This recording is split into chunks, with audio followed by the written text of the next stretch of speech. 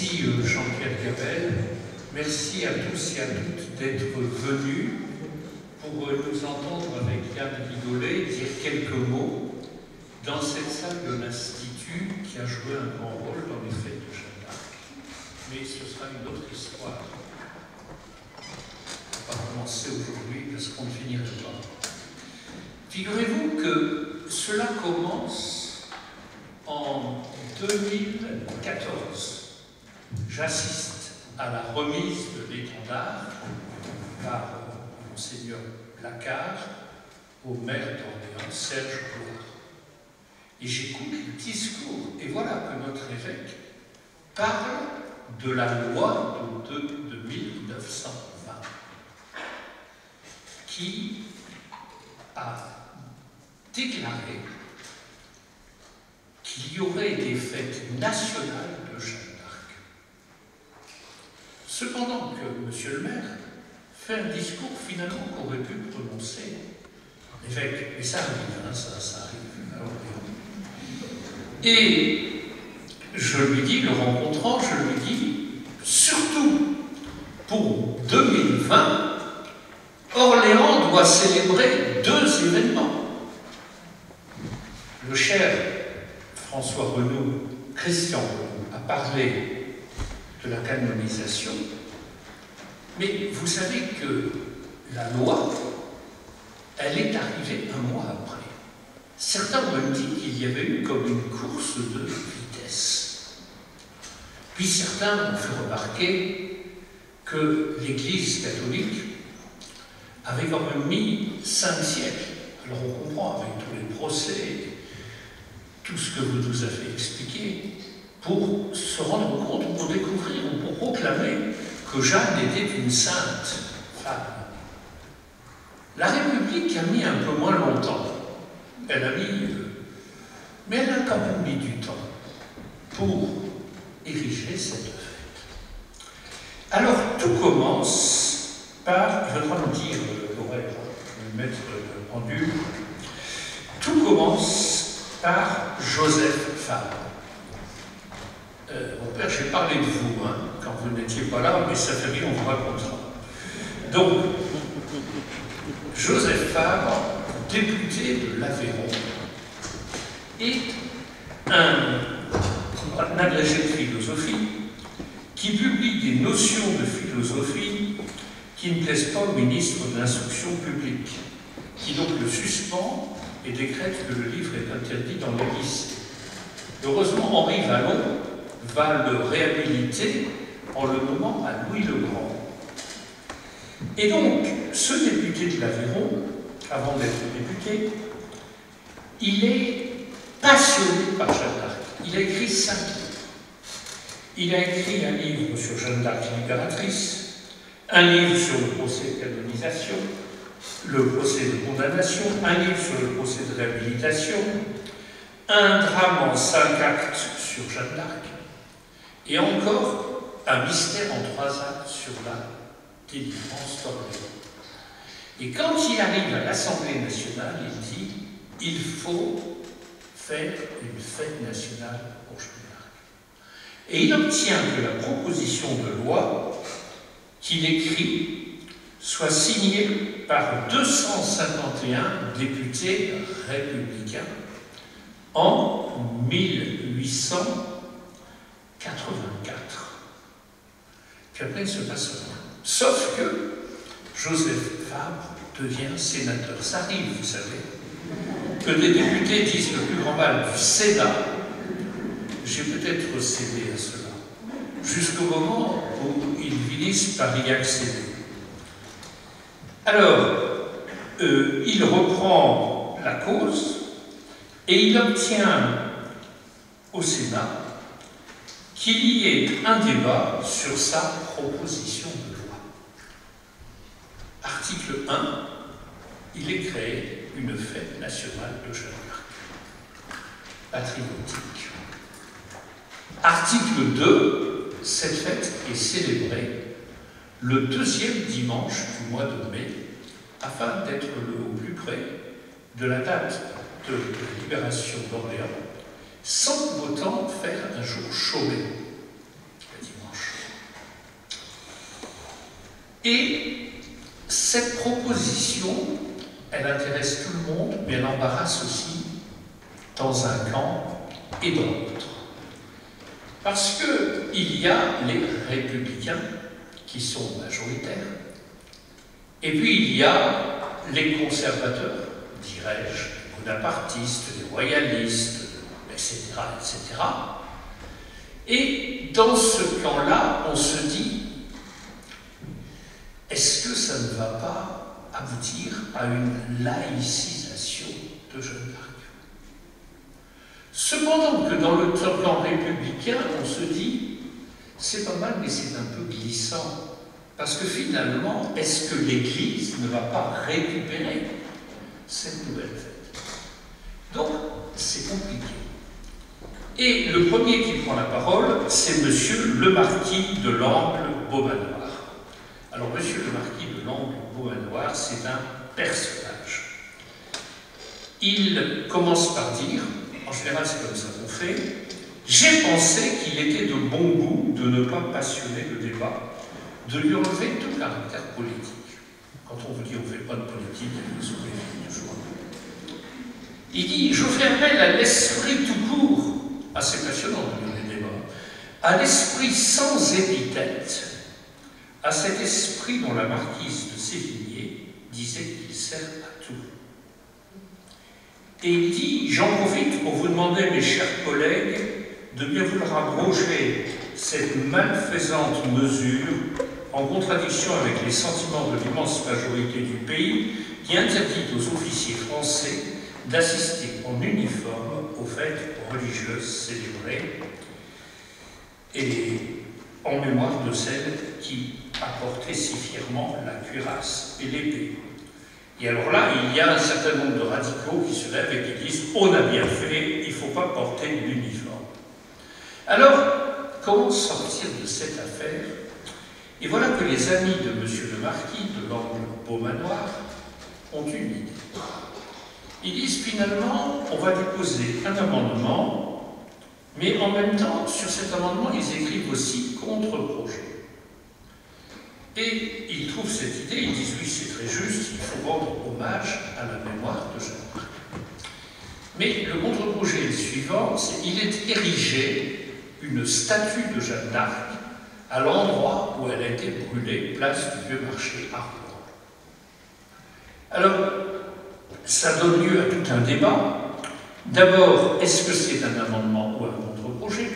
Et ensuite, débat très intéressant, est-ce qu'il faut discuter le contre-projet avant le projet de loi ou l'inverse? Alors, il y a aussi des gens qui disent, mais enfin, il n'y a aucune contradiction. On peut instaurer une fête de Jeanne d'Arc nationale et ériger le statut. Et alors, à ce moment-là, il y a un incident de séance, parce que le marquis de Langle-Beaumanoir dit on va raviver le souvenir de cette légende. Et M. Joseph Fabre se dresse et il dit histoire et non légende. Incident, remue-ménage, le marquis dit légende. Et dit je veux bien concéder légende historique. Et finalement, l'orateur dit on va dire histoire légendaire.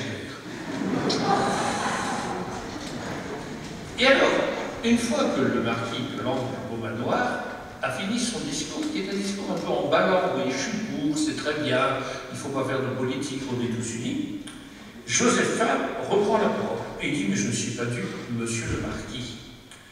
Vous avez envoyé tout un carquois de flèches finement aiguisées pour en fait être hostile à notre projet. Et il dit vous avez un esprit de grande modération, mon cher marquis, enfin, monsieur le marquis, mais il n'en est pas moins établi, et là il va parler fort, que vos amis politiques ont tout fait pour accaparer Jeanne d'Arc au profit de la monarchie et de la théocratie.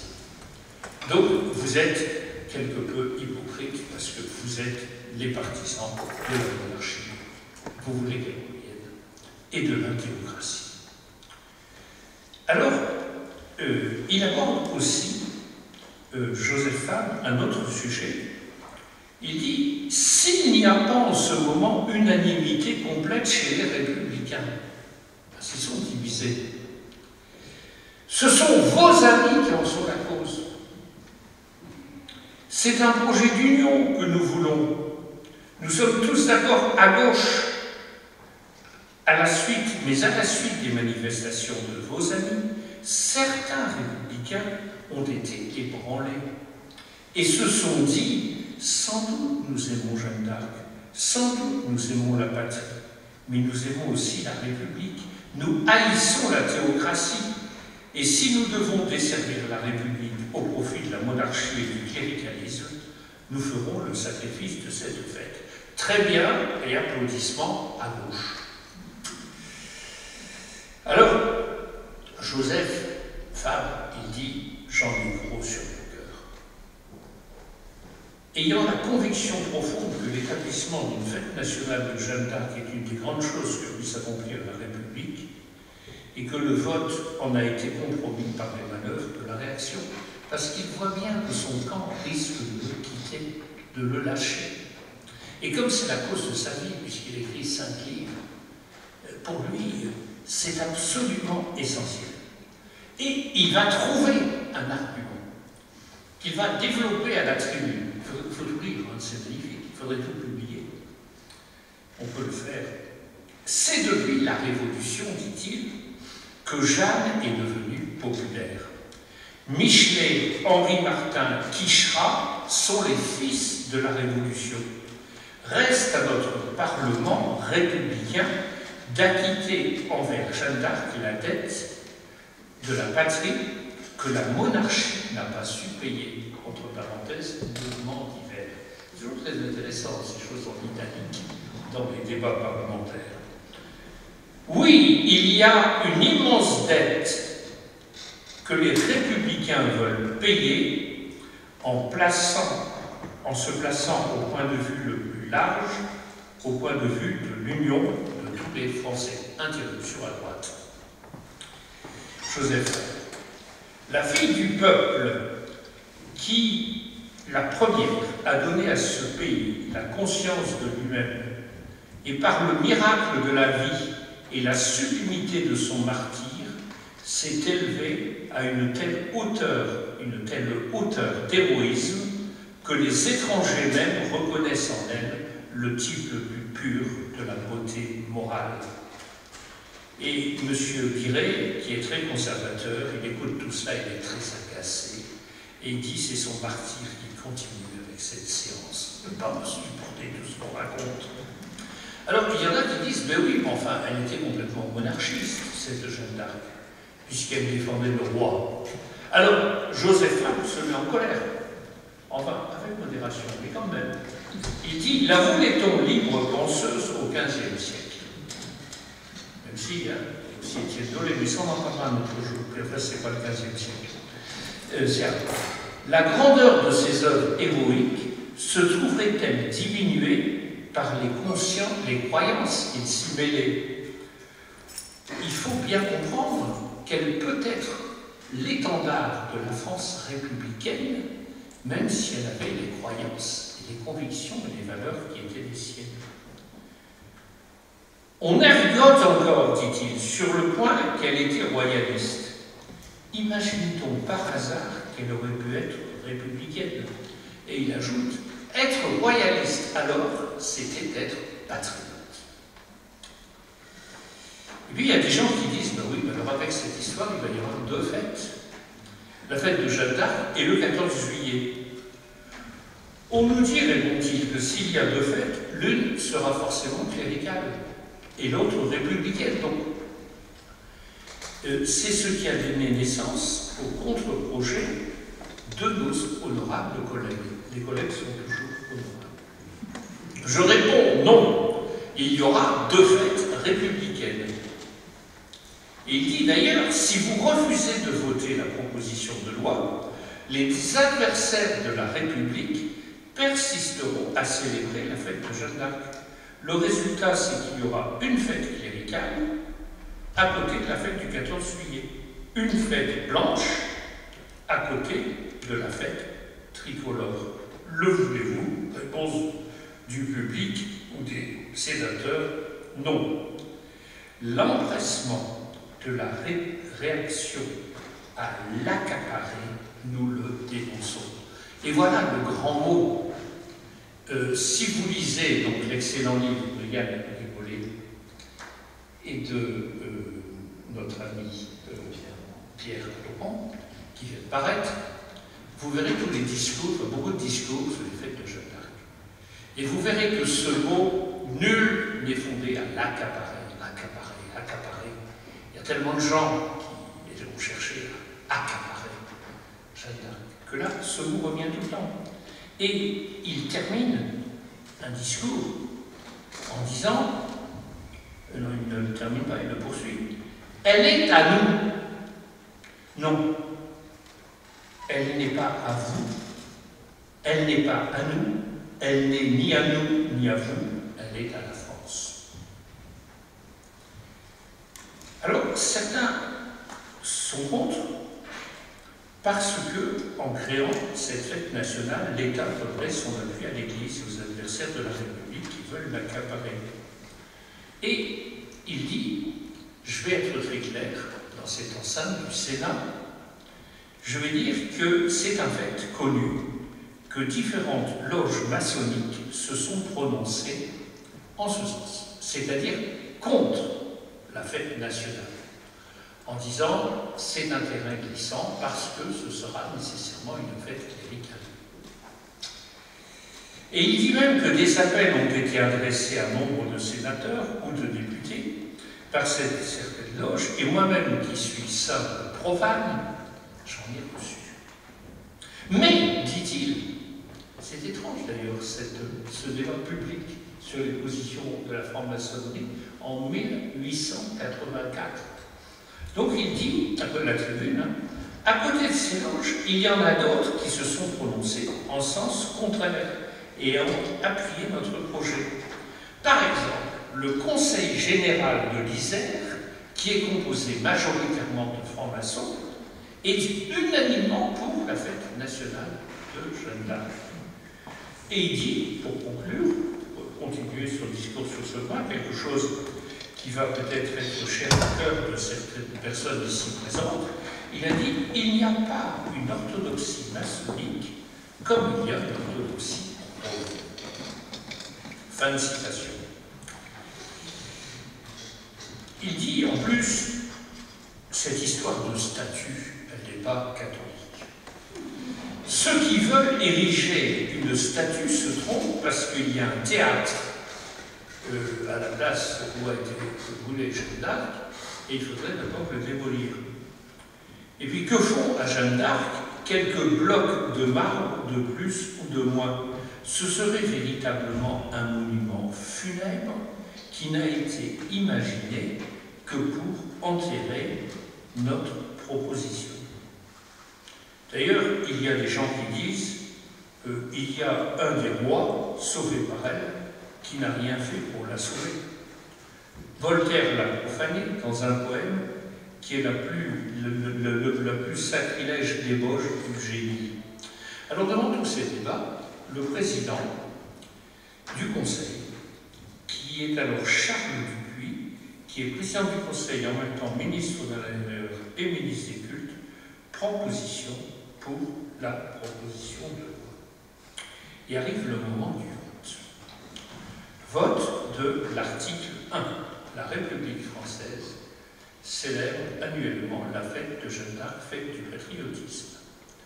Donc, dépôt, finalement ce n'est plus un amendement, par l'autre moitié du Sénat, d'un contre-projet, il sera élevé en l'honneur de Jeanne d'Arc sur la place de Rouen où elle a été brûlée vive, un monument avec cette inscription à Jeanne d'Arc, le peuple français reconnaissant. Alors, revient le débat. Par quoi commence-t-on? Alors, M. Fabre dit naturellement qu'il faut donner la priorité à la fête nationale. M. De Gaulle dit que c'est contraire au règlement, parce que le règlement dit qu'on doit voter le contre-projet avant. Mais le président dit, écoutez, on ne va pas continuer comme ça, transformer le contre-projet en article additionnel. Et le FAB dit, il faut respecter le principe, toujours respecter le Sénat, en vertu duquel on vote dans l'ordre le plus favorable à la manifestation de toutes les opinions. Alors, comme c'est compliqué, vous savez que les débats sur les priorités sont des grands classiques, des débats parlementaires. Eh bien, le président décide fort démocratiquement qu'on allait voter sur la priorité. Et l'Assemblée, le Sénat, dans sa majorité, décide qu'on va d'abord voter sur la proposition de loi. Article 1 sur l'article 1. Et donc, il y a 146 pour et 1 contre. Le contre-projet est retiré par M. De Gaulle.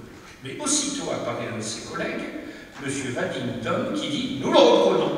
Il est repris. Donc, on passe à l'article 2. Et cet article 2, qui dit que la fête de Jeanne d'Arc a lieu le 2e dimanche du mois de mai, est adopté. Très bien. Mais là arrive quelque chose qui était totalement imprévu. Avant que l'on en vienne éventuellement à l'article additionnel. C'est que M. Giraud se lève et M. Giraud dit « Je propose un article 3 ». Et cet article 3 est ainsi rédigé « Cette fête sera exclusivement civile ». Alors, grand débat. Il y en a qui sont tout à fait pour, cette fête sera exclusivement civile. Et M. Giraud dit « Elle n'appartient ni au parti radical, clérical, je me trompe, ni au parti libre-penseur. » Et il dit « Voilà, le drapeau blanc a été déposé dans des processions d'assister des fonctionnaires de tous ordres, c'est pas sur cela. Il faut que clairement on dise que cette fête sera civile. » Et M. Giraud dit « Si vous laissez Jeanne d'Arc au clergé, alors là c'est un peu chargé, enfin, si vous laissez, je cite, moi je cite, je ne fais que des citations, si vous laissez Jeanne d'Arc au clergé, vous donnerez raison au proverbe qui dit qu'on pourra adorer ce qu'on a brûlé. » Et alors là, il y a le président de séance, il y a le président du conseil, et il y a Joseph Fabre qui finalement trouve une façon d'en sortir. Il dit, mais cet article, il n'est pas recevable. Pour une raison très simple, c'est que par nature, en vertu de la Constitution, la loi ne peut pas instaurer une fête religieuse. La loi ne peut rien instaurer de religieux. Par conséquent, il n'y a pas de sens à dire que la fête est civile. Dès lors que c'est la loi, elle est forcément civile. Donc, cet article tombe. Et M. Giraud dit, convaincu, je retire l'article 1. Reste l'article additionnel numéro 3. Débat, je passe. Et puis finalement, ces braves sénateurs se disent dans le fond, on va ajouter cette statue à la fin du texte. Et donc, on a l'article 1, on a l'article 2, et ils disent, on va arrêter là, on va faire un article 3, il est érigé une statue de Jeanne d'Arc à Rouen. Et c'est mis aux voix, 188 voix pour, 21 voix contre.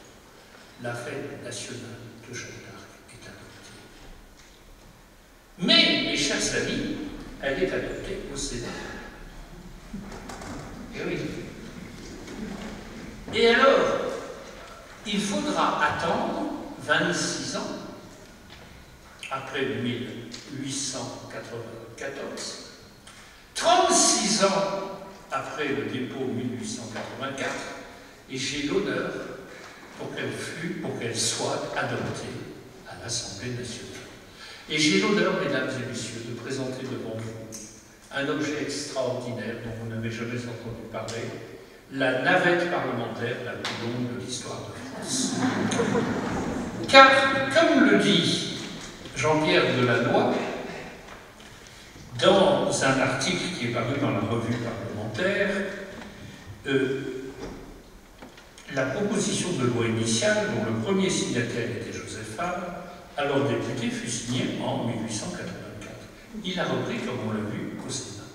Et puis, malgré l'obstination du Sénat, celle-ci reste lettre morte.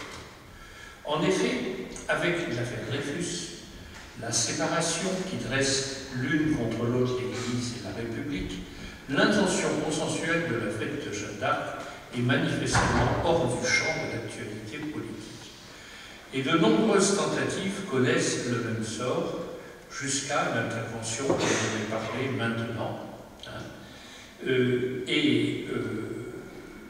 On arrive, même en 1912, bien que la France ait d'autres préoccupations, il y a une tentative qui échoue.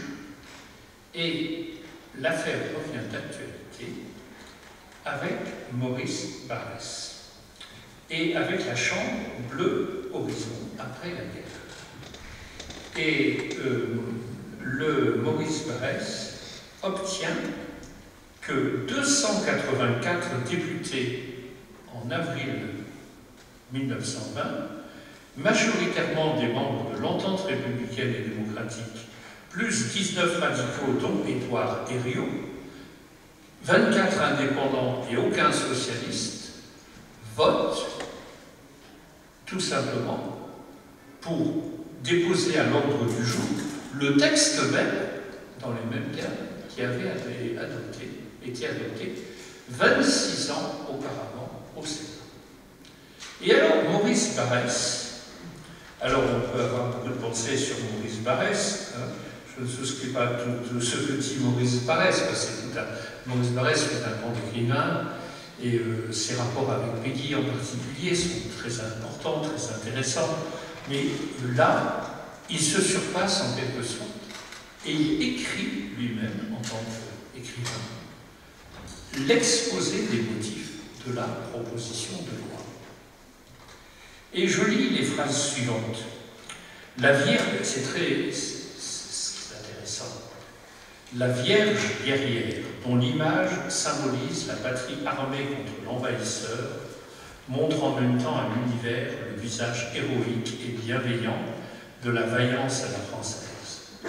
Bon pour les Allemands d'aller chercher des modèles dans les ténèbres des époques barbares et de recueillir au fond de leur conscience nationale toutes les épaves des races païennes, ça c'est pareil ça. Tous les dieux conseillers d'incendies, de massacres et de pillages. La Belgique, nos provinces dévastées, les ruines de cette insigne cathédrale de Reims, de cette paroisse de l'histoire de France, brûlée comme Jeanne d'Arc, attestent à l'univers ce que c'est faire un peuple formé dans une admiration religieuse pour les plus effroyables scènes d'humanité primitive et qui fait d'une mythologie féroce ces grands textes sacrés. C'est autour d'elle que les Français de tous les partis veulent se rallier. Et cela forme le contraste le plus saisissant avec la monstrueuse Germania dressée au bord du Rhin comme une apothéose de la guerre organisée en industrie nationale.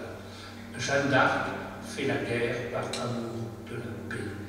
Et il y a à nouveau cette thématique de la non-récupération. Personne ne peut accaparer Jeanne d'Arc. Ainsi dit-il. Tous les partis peuvent se réclamer de Jeanne d'Arc, mais elle les dépasse tous. Nul ne peut la confisquer. Une leitmotiv pendant des siècles. Toujours d'actualité, n'est-ce pas? C'est autour de sa bannière radieuse que peut s'accomplir aujourd'hui, comme il y a 5 siècles, le miracle de la réconciliation nationale. Pourquoi dès lors nos retards et nos hésitations? Je crois qu'à notre insu et par une sorte d'instinct, nous attendions tous une occasion parfaite. Nous attendions d'être sûrs de notre accord profond les uns avec les autres et de notre accord avec cette haute figure. Quelque chose nous avertissait de ne pas nous presser et qu'une heure élue sonnerait, une de ces heures magnifiques qui portent en elle la vertu de hausser tous les esprits et de réconcilier tous les cœurs. Et alors cette phrase, par laquelle on pourrait dire qu'il ratisse large. Il n'y a pas un Français, quelle que soit son opinion religieuse, politique ou philosophique, dont Jeanne d'Arc nous satisfasse des vénérations profondes. Chacun de nous peut personnifier en elle son idéal. Êtes-vous catholique? C'est une martyre et une sainte. Première fois dans l'histoire que la canonisation, un mois plus tôt, vient comme argument dans l'exposé des motifs du texte d'une proposition de loi. Donc, êtes-vous catholique? C'est une martyre et une sainte que l'Église vient de mettre sur les autels. Êtes-vous royaliste? C'est l'héroïne qui a fait consacrer le fils de Saint-Louis par le sacrement gallican de Reims. Rejetez-vous le surnaturel, vous qui n'y croyez pas. C'est encore votre héroïne, car jamais personne ne fut aussi réaliste que cette mystique. Elle est pratique, frondeuse, goguenarde, comme le soldat de toutes les épopées. Elle a à ses lèvres fleuries de ces adages rustiques qui sont la sagesse de nos paysans. Elle incarne le bon sens français. Êtes-vous républicain? Pour les républicains, c'est l'enfant du peuple qui dépasse en magnanimité toutes les grandeurs établies, et les révolutionnaires eux-mêmes, en 1793, décorèrent de son surnom, la bergère, le canon fondu avec le métal de la statue d'Orléans. Enfin, car il ne faut oublier personne, et vous voyez que cela va me toucher, êtes-vous socialiste? Les socialistes ne peuvent pas oublier qu'elle disait « Les pauvres gens venaient à moi volontiers parce que je ne leur faisais pas de déplaisir ». Procès, tome 1, page 102. Et encore, j'ai été envoyé pour la consolation des pauvres et des malheureux. Procès, tome 3, page 88. Ainsi, tous les partis. Vous pouvez tous vous réclamer de Jeanne d'Arc. Personne ne peut ne pas voter cette proposition de loi. Et ça, c'est l'exposé des motifs. Il n'y a pas eu un seul discours. Et que se passe-t-il? Avec une économie de moyens considérables. Car en l'espèce, l'Assemblée nationale a été économe de parole, beaucoup plus que le Sénat, puisque lors de la réunion, la séance du 24 juin 1920, il n'y a eu aucun débat. Le président a mis aux voix la proposition de loi telle qu'elle avait été adoptée 26 ans avant par le Sénat. Et celle-ci a été votée à l'unanimité. Je vous remercie.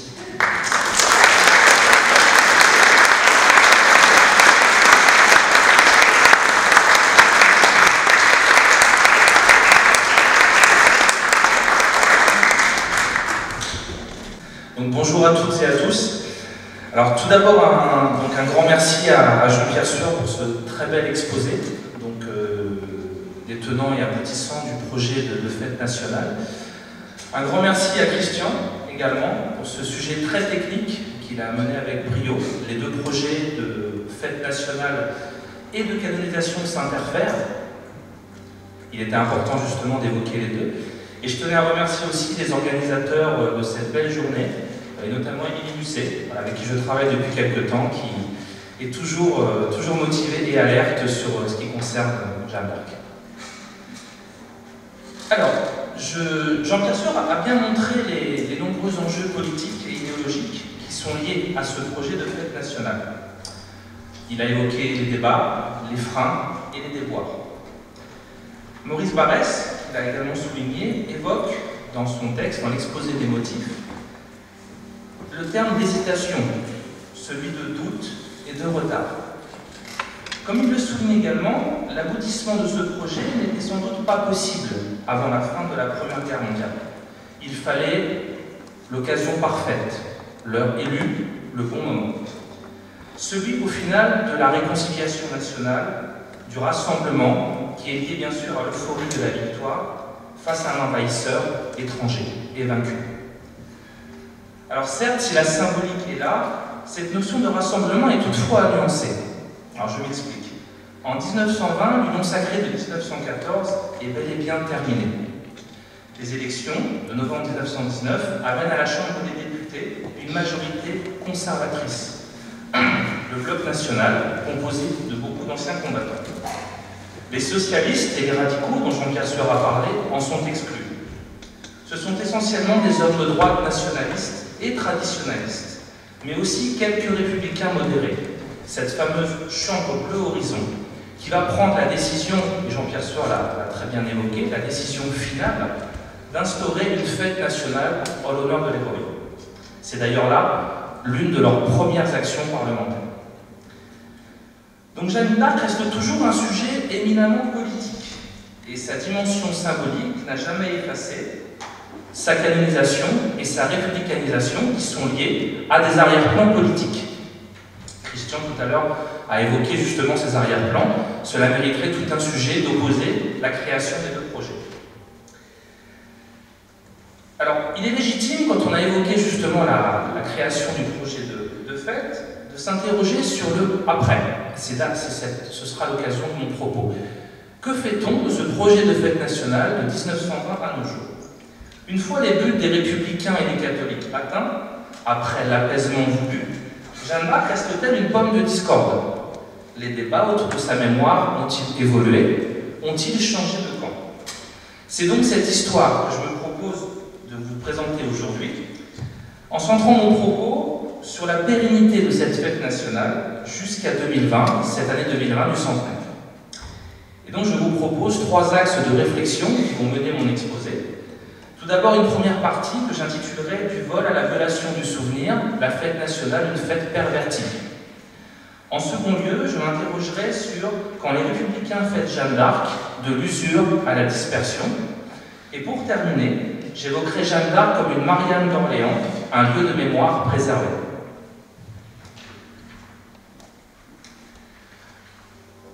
En 2008, un rapport sur la modernisation des commémorations et célébrations publiques, le rapport CASPI, s'interrogeait sur la transmission de notre mémoire nationale. Il concluait ainsi avec gravité au sujet de la fête de Jeanne d'Arc, je cite, « Aujourd'hui, qui prête encore attention à la fête de Jeanne d'Arc, récupérée, il est vrai, par un parti politique d'extrême droite. La ville d'Orléans, sans doute, mais pas à la nation. Or, une commémoration nationale est avant tout, comme l'adjectif le rappelle, l'occasion d'un rassemblement de la nation. » Alors ce bilan est assez juste, mais il peut être précisé. Donc pour de nombreux Français, il apparaît que le mythe Jeanne d'Arc semble avoir perdu aujourd'hui de son intensité, et la mémoire nationale semble peu encline à l'honorer. Le personnage Jeanne d'Arc, la fête de Jeanne d'Arc, sont parfois synonymes d'une grande confusion ou d'un rejet viscéral. Ils ne fédèrent plus les Français. On peut donc, pour l'expliquer, avancer plusieurs facteurs. Le premier facteur que j'évoquerai, c'est la captation d'héritage par les droites radicales. Alors cette captation, elle est double et présente en 2 temps distincts. Tout d'abord, cette captation est le fait de la nébuleuse de la droite nationaliste et traditionnaliste qui, très tôt, à la fin du XIXe siècle, va avouer un culte fervent à Jeanne d'Arc, devant la statue de Frémier, place des Pyramides, à Paris. Jeanne est patriote, martyre, elle chasse l'envahisseur et restaure le pouvoir royal. C'est la naissance d'une très longue confiscation de cette statue, pourtant érigée par la République. La place des Pyramides va devenir le point de fixation de nombreux partis, des ligues hostiles au régime républicain. L'Action française, bien sûr, que chacun connaît, la Ligue antisémite de Drummond, et je m'arrête là pour la liste. La République, après l'instauration d'une fête nationale, est dès lors brocardée, et la fête nationale est privée de son sens premier jusqu'à nos jours. Je vous présente quelques petites illustrations pour illustrer mon propos. Voilà ce qu'on peut trouver en 2017. Alors j'ai pris quelques exemples assez rapidement. Voilà ce qu'on peut trouver en 2017, le 2e dimanche de mai, pendant la fête nationale de Jeanne d'Arc, un regroupement de plusieurs partis radicaux français et européens. À noter donc le texte, à Jeanne d'Arc, symbole de la France aux Français, les nationalistes reconnaissants. Et juste pour illustration, excusez-moi pour la qualité. Donc, l'affiche de l'Action française du 8 mai 2016, pendant cette même fête de Jeanne d'Arc.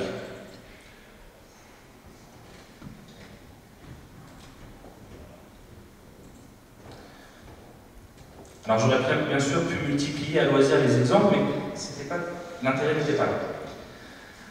Alors, cette première captation d'héritage a débuté à la fin du XIXe siècle, elle est encore aujourd'hui d'actualité.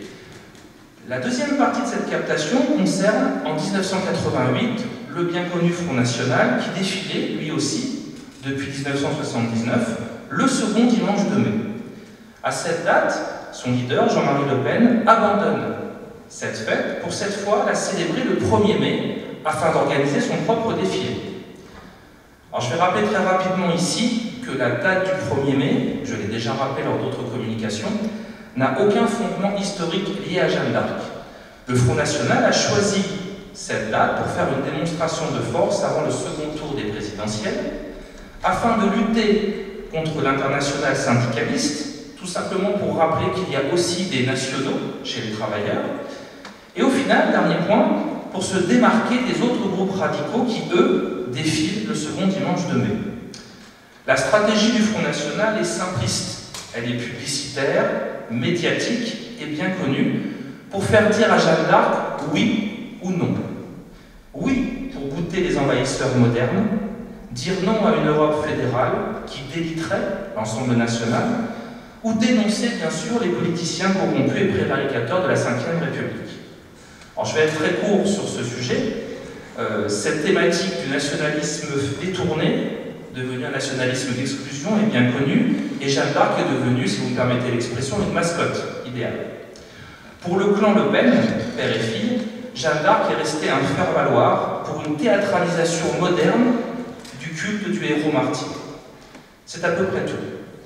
Aucun débat de fond, aucun débat historique, le seul consiste à associer le traité de Troyes de 1420 avec les traités européens. Juste un vernis au final.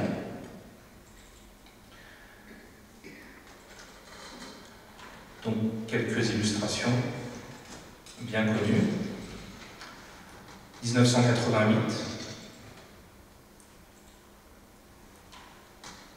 2005, pour dire non au référendum sur la Constitution européenne, théâtralisation de l'espace et utilisation bien sûr de la Jeanne d'Arc de Frémier. J'avance rapidement avec la création des comités Jeanne d'Arc au secours, initié en mars 2015. Et je termine bien sûr en 2020, tout en sachant que l'hommage du Front National depuis 2015 s'est déporté. Marine Le Pen a quitté, le centre de Paris pour s'en éloigner, jusque d'ailleurs dans le Grand Est, pour revenir en 2020 pour un hommage bien sûr covidien.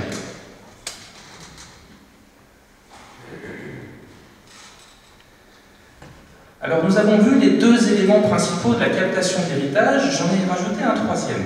Un autre élément qui peut contribuer à comprendre cette confusion autour de l'image de Jeanne d'Arc. Il s'agit du souvenir de la Jeanne d'Arc du régime de Vichy. Entre 1940 et 1944, Jeanne d'Arc va devenir la candidate favorite pour la propagande maréchaliste. Sa fête nationale va bien sûr être conservée, car elle arrange bien le régime en tous sens. Jeanne correspond à toutes les valeurs que Vichy souhaite injecter dans la société. La chrétienté, la francité, l'attachement à la terre, une politique tournée vers la jeunesse, un excellent complément féminin à la fête des mères, et bien sûr, elle diabolise tous les représentants de l'anti-France, juifs, francs-maçons, résistants, communistes et autres. On retrouve d'ailleurs ici toutes les thématiques traditionnelles de l'action française qui a alimenté bien sûr la Révolution nationale. Pour exalter la personnalité du maréchal Pétain, on va même jusqu'à le représenter aux côtés de Jeanne, dans la longue lignée des héros de l'histoire de France. On a d'ailleurs un médaillon en 1941 où le visage du maréchal est associé avec celui de Jeanne d'Arc. On sait également qu'elle remplace Marianne en effigie dans la statuaire et les bustes de mairie. Alors je vais faire très court sur cette récupération par le régime de Vichy. Elle est remplie de contradictions idéologiques, la première étant que Vichy souhaite utiliser l'image d'une femme pour donner un exemple aux hommes, c'est la première. Cette récupération n'a eu que peu de succès quand on l'analyse après coup, et pourtant cette propagande va atteindre des sommets chaque mois de mai. Vichy va arriver à fusionner à loisir la délivrance de la ville d'Orléans, le martyre de Rouen, et bien sûr la fête patriotique de 1920. Cette fête de Jeanne d'Arc sous Vichy se veut être une forme de contre-14 juillet dans une version cléricalisée. Très rapidement, quelques exemples d'illustration des fêtes de Jeanne d'Arc sous le régime de Vichy, 1941 et 1942.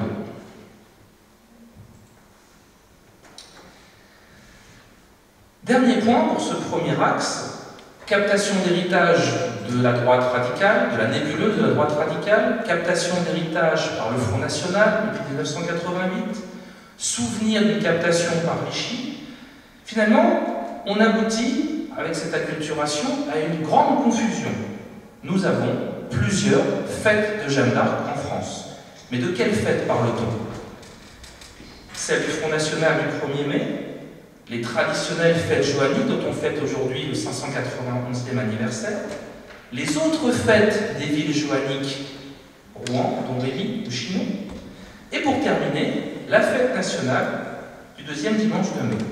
Au final, nous avons 4 temps de célébration du souvenir de Jeanne d'Arc, qu'il est parfois, pour les Français, difficile de dissocier et qui peuvent être confondus. La persistance de la devise Jeanne d'Arc c'est Le Pen depuis les années 90 et jusqu'en 2015 en est la parfaite traduction. Alors les conséquences qu'on peut tirer de tout cela. Eh bien la fonction première de rassemblement national liée au projet des Républicains de l'Union sacrée a été dévoyée, pervertie par des groupes radicaux sur un temps relativement long. Le temps et l'espace de la fête à Paris sont devenus l'apanage de cette droite radicale, avec bien sûr le Front National devenu Rassemblement National en tête. Je parle souvent d'une privatisation très réussie du 1er mai et du 8 mai. Alors cette image de Jeanne d'Arc, réactionnaire, demeure donc très puissante, et la confusion autour de ces nombreuses fêtes en témoigne. Son évocation, je l'ai dit tout à l'heure, génère parfois le rejet, la méfiance ou l'ignorance. Toutefois, et ce sera notre deuxième point, il est important de faire le lien entre cette perte d'intensité de la mémoire nationale autour de Jeanne et la perte d'intensité des Républicains face à son souvenir. Alors la seconde question que je souhaitais poser dans cet exposé, c'est les courants de droite radicaux sont-ils les seuls responsables du rejet et du flou qui entoure le souvenir de Jeanne d'Arc? À l'évidence, non. Il faut chercher également des réponses dans le rapport même entretenu par les Républicains avec cette commémoration. Alors après vérification, la fête nationale de Jeanne d'Arc est bien toujours inscrite au répertoire des 12 commémorations nationales en 4e position, comme le stipule le site du ministère de la Défense. L'évolution de son organisation reste cependant assez floue, tout comme son déroulement. Elle devait, en 1921, traditionnellement, accueillir une cérémonie militaire devant la statue de Frémaux, place des Pyramides, sous la présidence du ministre des Anciens Combattants et Victimes de guerre, et le représentant de l'État devait également y déposer gerbe. En 1924, le président du Conseil, Édouard Herriot, refuse de la célébrer en raison de la présence des camelots du roi de l'Action française. En 1937, quelques temps plus tard, face à cette fidélité des ligues, le Front populaire interdit le défilé par crainte de violence et de débordement. Si on passe l'épisode du régime de Vichy, que nous avons évoqué rapidement, la fête connaît un certain faste en 1945. Mais pourtant, le général de Gaulle n'évoque plus directement Jeanne d'Arc, qu'il avait pourtant liée à sa mythologie personnelle de la résistance pendant la guerre. Cette image d'une Jeanne résistante va rester présente, mais s'affaiblit à la fin des années 60, un autre signe du déclin. Et on ne peut pas s'étonner dès lors d'assister dans les années 70-80 à l'effacement du personnage Jeanne d'Arc dans les manuels scolaires, Un effacement qui coïncide avec son appropriation durable par le Front National. S'ensuit certaines éclipses et finalement, l'événement Fête nationale de Jeanne d'Arc se transforme assez rapidement en un furtif dépôt de gerbes de la part des présidents des deux assemblées, le matin, chaque second dimanche de mai. C'est tout du moins le cas jusqu'en 1994, où le sénateur des Vosges, Albert Volquin, interpelle directement le Premier ministre Édouard Balladur pour déplorer la disparition de la cérémonie officielle de la République en hommage à Jeanne d'Arc. Quelques années plus tard, dans le même ordre d'idées, Olivier Bouzy, directeur scientifique du Centre Jeanne d'Arc, évoquait l'appel téléphonique d'une attachée de conservation de la DMPA, la Direction de la Mémoire, du Patrimoine et des Archives, qui était très inquiète quant à savoir comment organiser la cérémonie du second dimanche de mai. Alors si ce décorum autour de la fête nationale semble en voie d'extinction, très paradoxalement pourtant, des voix se sont régulièrement élevées au niveau national pour réintégrer Jeanne d'Arc dans un panthéon républicain et pour dénoncer bien sûr son appropriation. Mais souvent, cela s'est fait de manière sporadique et jamais en ordre serré. C'était le cas dans les années 90 avec Jean-Pierre Chevènement. C'était le cas aussi en 2003 d'Édouard Balladur et de Max Gallo après le séisme du second tour des présidentielles. On peut également noter que c'est aussi le cas lors de nos élections présidentielles. Celles de 2007, par exemple, sont ainsi l'occasion pour Nicolas Sarkozy de réactiver à plusieurs reprises Jeanne d'Arc, une sorte de Guy Môquet au féminin. Une figure que lui-même note comme abandonnée à la droite radicale.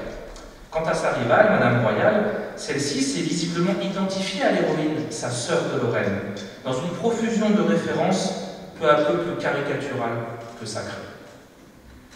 Siphonner l'électorat du Front National, lui arracher les symboles nationaux et s'inscrire dans la lignée des glorieuses figures de l'histoire, voilà en substance le message diffusé durant les élections présidentielles. Miroir des élections de 2007, 2012 est également un moment très fort d'instrumentalisation de Jeanne avec son concert d'hommage du mois de janvier pour le 600e de sa naissance. Dans une campagne poussive où l'usage de l'histoire a été savamment ignoré, Jeanne, qui est une nouvelle fois ici, figure d'exception.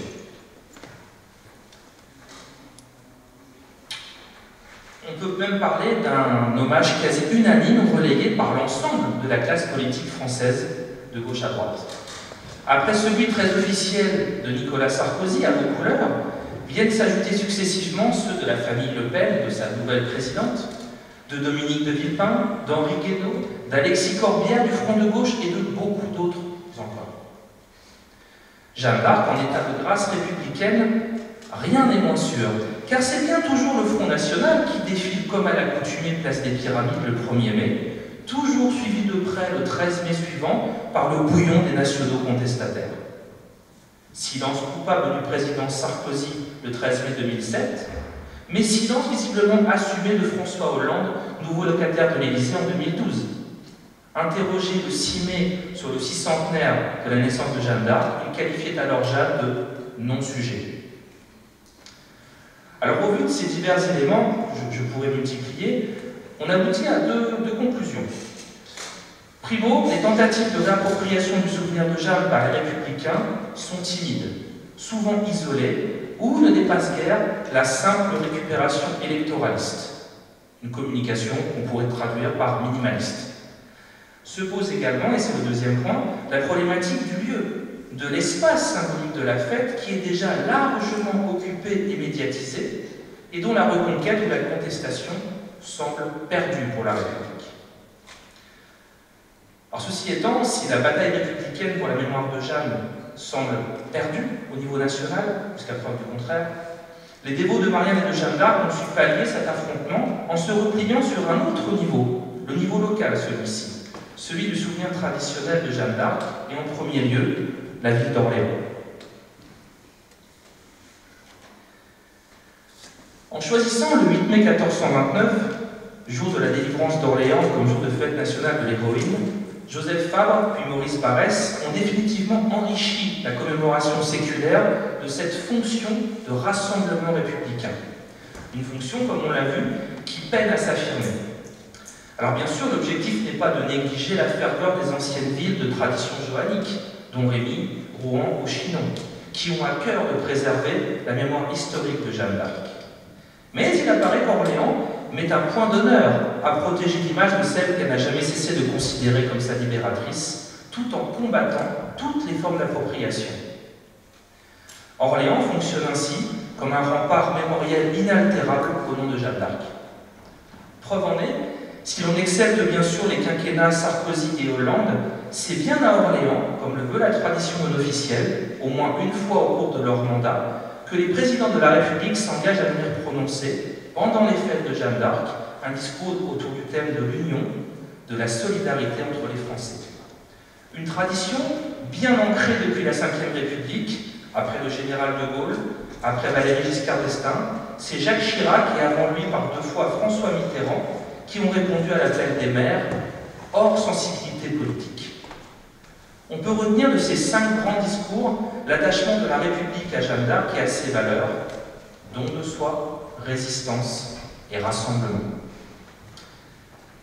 Vanter la présence de Jeanne d'Arc au panthéon des grandes figures de la République revient également à dénoncer avec force sa récupération par un nationalisme fermé. C'est un cheval de bataille orléanais, un exercice en chœur auquel se livrent les invités élyséens et les élus. En 1989, François Mitterrand n'entend pas laisser le monopole du souvenir de Jeanne au Front National.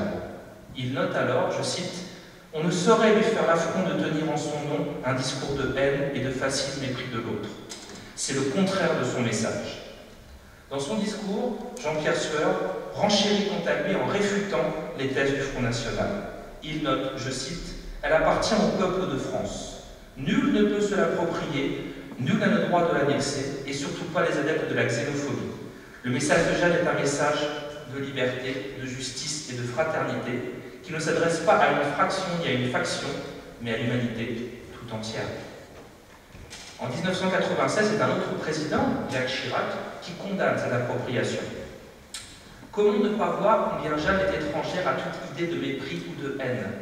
Combien ses paroles sont à l'opposé du discours d'intolérance, de rejet et de violence que l'on ose parfois tenir en son nom. Les valeurs que Jeanne sont celles de la justice, de l'amour, de la liberté et de la paix. Alors bien entendu, ce message il est relayé avec ferveur, même hors présence présidentielle, quand notre histoire locale et notre histoire nationale résonnent de concert.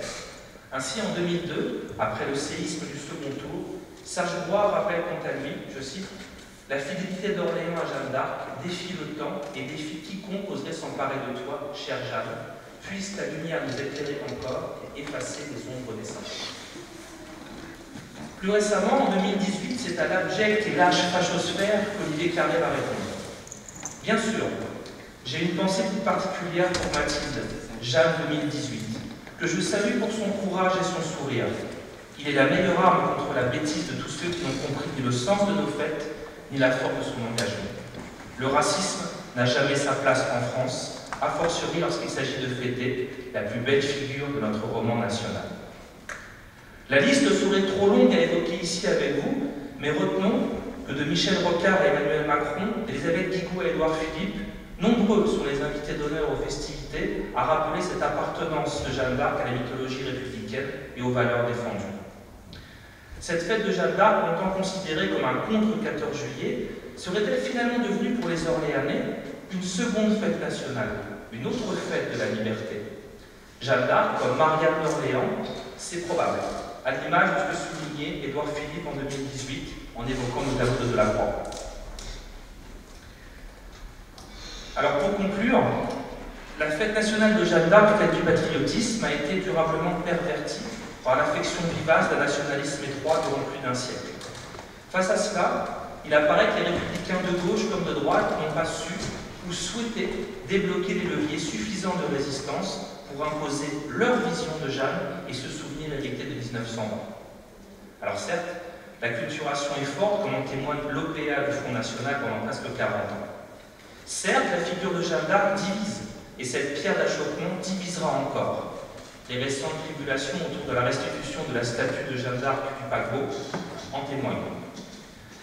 Jeanne est probablement bien loin encore de pouvoir fédérer dans une optique de cimenter la nation, apanage d'une figure complexe et toujours insaisissable. En ce sens, arracher Jeanne d'Arc à l'oubli et aux errements de la place des Pyramides le 1er et le 8 mai est un défi pour les républicains de 2020.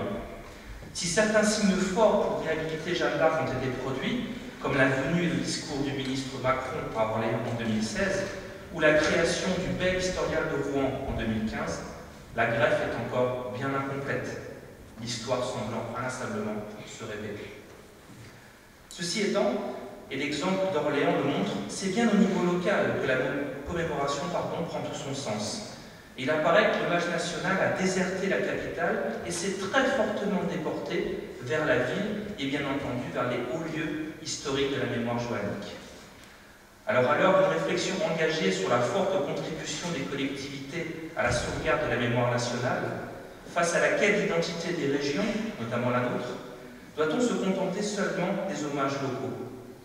Les commémorations nationales, comme celle de Jeanne d'Arc, sont notre culture et notre mémoire collective.